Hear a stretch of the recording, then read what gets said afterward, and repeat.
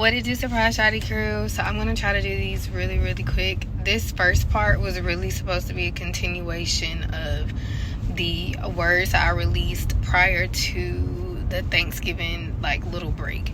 God wanted me to talk about belief. So one of the things that I struggled with very much so in the beginning was the going back and forth, and then seeing a prophetic word that maybe was my worst fear, right?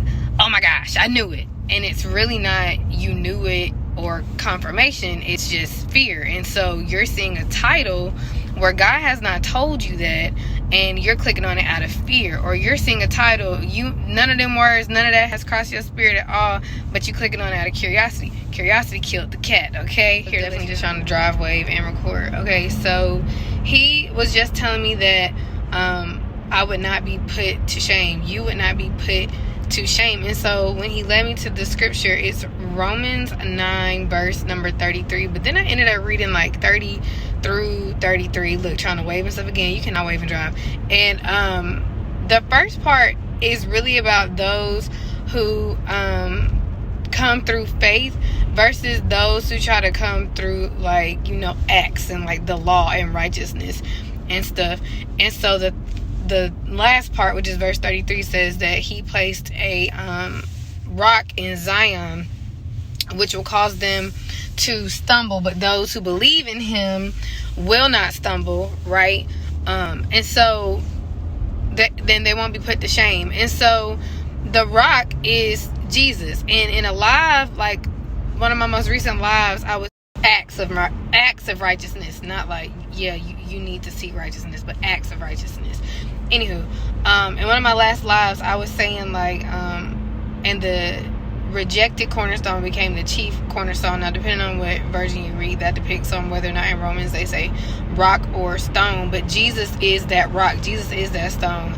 And basically, you either gonna stumble or you gonna stand on it. And that's what I'm gonna call this. You gonna stand or you gonna stumble. And it comes down to all of it. I know I started this off talking about the kingdom spouses, but like we've been saying, it's the same thing with just our faith walk in general. You have to choose to stand in belief on that stone, not stumble over it, right? Because the title of that passage of scripture is called Israel's unbelief, right? You have to make a decision. You either gonna stand on that stone in faith and you're gonna believe, and that's a prayer point. I had to ask him routinely, just like I was praying against my own double-mindedness. I had to ask him, Lord, help my unbelief. And even now, if I see something and it just strikes fear, not confirmation, it just strikes fear, right? And it don't just have to be scrolling through YouTube. It can be hearing somebody conversation or just your own thoughts or whatever, intrusive thoughts. I have to ask him to help my unbelief, because that's what that is. So I kind of want to give advice, just if you're scrolling through YouTube and stuff, and then in general, and then of course kingdom spouses, in our faith walk, you either literally gonna stand or you gonna stumble over the stone that he placed. Okay, so I love y'all. God bless.